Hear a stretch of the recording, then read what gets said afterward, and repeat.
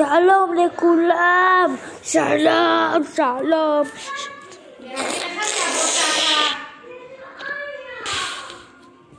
שלום. יום אחד פגשתי אותך וראיתי שילד הפך לחילזון בכיין